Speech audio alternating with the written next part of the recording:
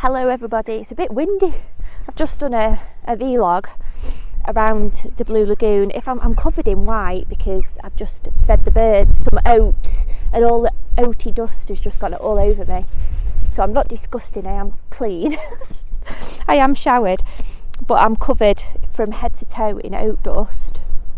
And it's really windy, so I'm hoping you can all hear me. I'm so hoping you can hear me okay.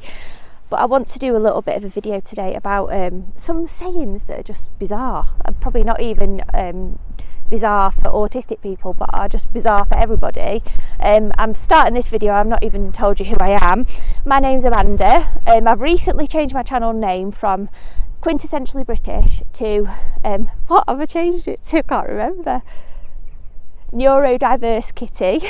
I was like, my brain went completely blank then, couldn't remember. I do that a lot, you know.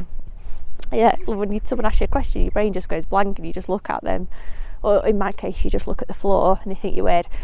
But yeah, I've changed my channel name to Neurodiverse Kitty, so it's more autism related, and I appreciate all you guys' feedback from comments and stuff on the channel.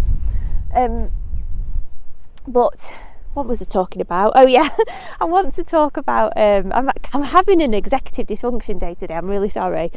I want to talk a little bit about some weird, not very professional this video today, is it? Maybe I should do it again and re-edit it. I know, I'll leave it in because I've only got like 29% battery left on this. Anyway, so I want to talk a bit today about some weird things that people, some common like old-fashioned sayings, like as useful as a chocolate teapot and all that, that's just the weirdest.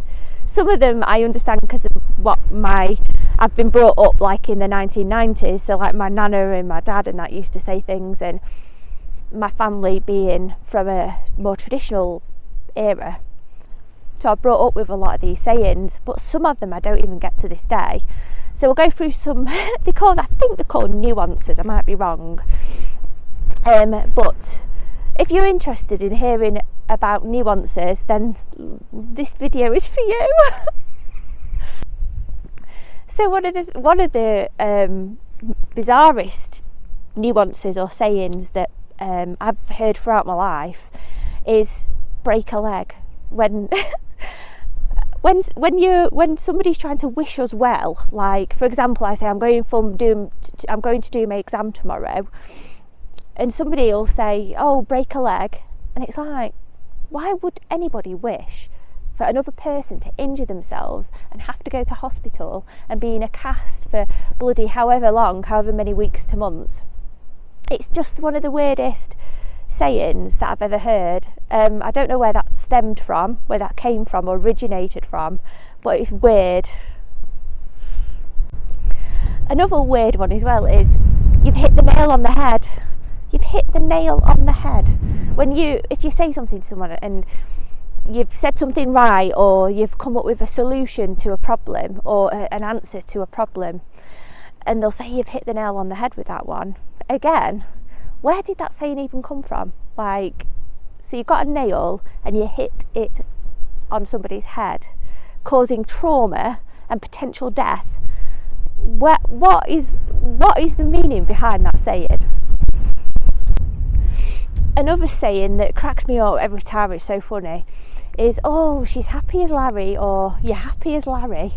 It's like, who's Larry? Another saying as well is, let's bury the hatchet. You know, like if you've fallen out with somebody, I think that's what it means anyway, I'm presuming. Let's bury the hatchet. To me, if someone said like, let's bury the hatchet, I'd be thinking, why have you murdered someone or something? I don't know, it sounds weird. It sounds to me, I just have this impression of this person stuffed into some underground, I don't know, is that what a hatchet is? I don't know, what is a hatchet? I don't even know what a hatchet is. Let's have a look. What's a hatchet? Oh, it's a small axe with a short handle for use in one hand. Didn't even know what a hatchet was. Forgot what it was called again then. I still have the feeling though, when someone says let's bury the hatchet, that they're talking about burying me. It's just the weirdest thing to say. How about this one then? This one, my nana always used to say this to me when I was younger: you're barking up the wrong tree. You're barking up the wrong tree, Amanda. It's like, are you trying to call me a dog? And then again, this one's similar to the barking up the wrong tree one. When someone says it's straight out of the, I heard it, the person said it and it was straight out of the horse's mouth. And if they're talking about me, are you trying to call me a horse?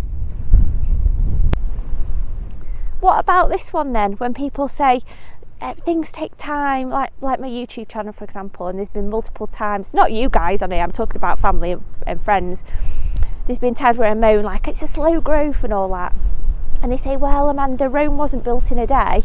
No shit, Sherlock, it wasn't built in a day. See a man about a dog. What the hell does that one mean? In fact, I'm going to Google it. What does that saying even mean? See a man about a dog. Let's see. What does see a man about a dog mean? It said euphemistically, don't know what that means, when leaving to go to the toilet or keep an undisclosed appointment. So when I go for an SH1T, I'm supposed to say I'm going to see a man about a dog. Can you see how windy it is? Is my hair telling you just how incredibly windy it is today? It's like my camera's doing this, but you can't appreciate that because it's on a gimbal, so it looks incredibly still, and I'm just so paranoid it's gonna fall over. Anyway, it's one of those videos. I'm sorry it's not very professional, this video. How about this one then? Beggars can't be choosers. In other words, you have what you're given and you just be grateful for what you've got. Beggars can't be choosers. Of course they can be choosers. We've all got freedom of choice. What is that? What is that saying? Beggars can't be choosers. You're just trying to make me feel better for being in a SH1T situation. And then can somebody in the comments tell me what this one means? Don't count your chickens. What, in the name of Jesus Christ himself, in the nicest possible way, because I love Jesus, what does that mean? If Jesus was here now, I would sit him down with a cup of Yorkshire tea and a shortbread biscuit, and I would say, dear Lord, what does that saying mean? Please do tell me. Beggars can't have just got it wrong. Don't count your chickens. I've got executive dysfunction, don't judge me today. Don't count your blooming chickens. Please comment below. What the hell does that mean?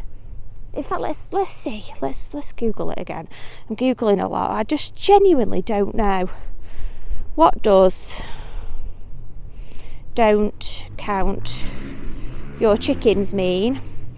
Don't be too confident in anticipating success or good fortune before it's certain. How am I supposed to know that?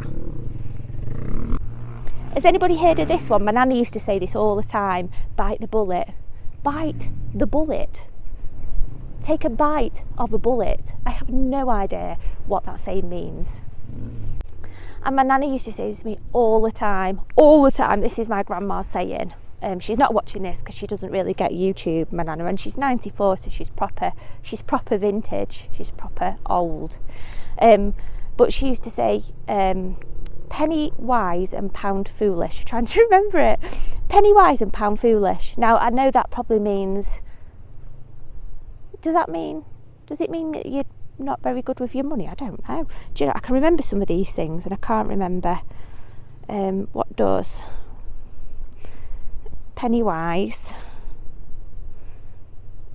What does penny wise? It means careful and economical in small matters while being wasteful or extravagant in large ones.